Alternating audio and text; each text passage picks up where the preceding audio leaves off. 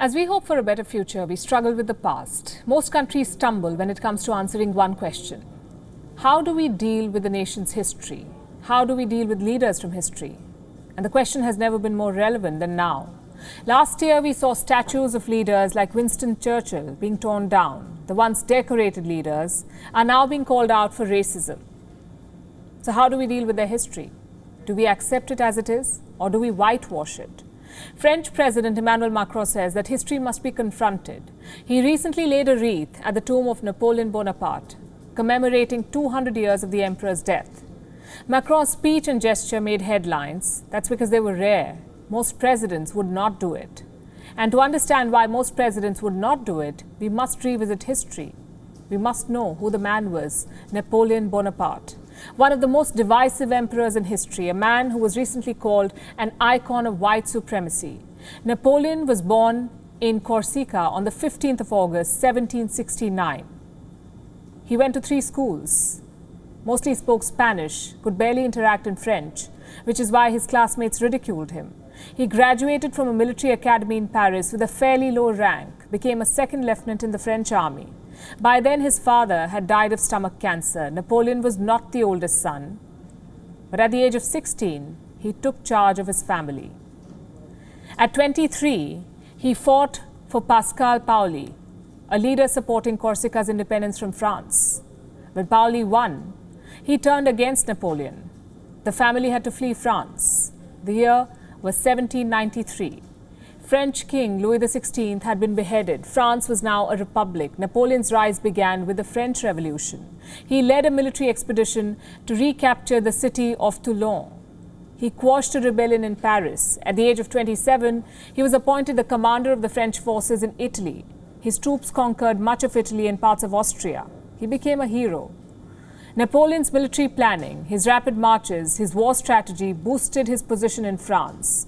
He defeated the Egyptian forces, even tried invading modern-day Syria. When he failed, he deserted his army and returned to France. Then he staged a coup, overthrew the 5-man executive body of France and became the first consul of the country. The year was 1799. Napoleon was all of 30 years old, married, and this was just the beginning of his climb. He led France. He reformed the education system, the banking system, instituted a Napoleonic code, much like the modern-day penal code. At 33, he became the first consul for life. Then he crowned himself the Emperor of France. He censored opposition, exiled his critics, installed several paintings of himself in prominent buildings. History also remembers Napoleon for restoring slavery, for restricting women's rights. But what he's remembered for the most are his wars. Under Napoleon's 10-year rule of France, the country was almost always at war. In the year 1803, Napoleon sold modern-day Louisiana to US President Thomas Jefferson for $15 million. And he used this money to fund wars. He tried fighting the British Royal Navy and he failed. He fought the Russians. He defeated the Austrians twice. He defeated the Prussian army. By 1807, Napoleon had control of most of Western and Central Europe, and his law was applicable in all of these lands. But he knew that his forces would never be able to take on the British Royal Navy, so he introduced a blockade on British trade. He forbade European countries from trading with Britain. This system failed because European countries, including Russia, pulled out of the trade blockade.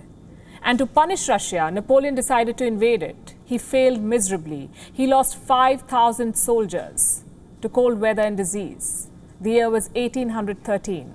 Napoleon was 44 years old. It was his worst defeat ever. Within a year, forces from Britain, Russia, Spain, Austria invaded France. Napoleon was forced to abdicate. He was exiled to the island of Elba in the Mediterranean. He came to France 1 year later. He regained power, but this time his rule lasted for all of 100 days. Napoleon Bonaparte was defeated in the Battle of Waterloo. You must have heard about it. He was exiled to the island of Saint Helena, far from France, where he was monitored by British guards. Myth has it that Napoleon was very short, and turns out that myth was started by British troops. Napoleon's life ended like a Shakespearean tragedy, with a sense of catharsis. He died within 6 years in exile. He was just 52 years old. To some, he remains a military genius. To some, he is an emblem of French supremacy. But for much of Europe, he is one of the continent's most divisive leaders, a blot to European history. From a minor noble family, Napoleon went on to become the ruler of much of continental Europe. His story was a message for all of us. Each one of us has the ability to change the course of history. But it's up to us to decide which way we want to steer it. WION is now available in your country. Download the app now and get all the news on the move.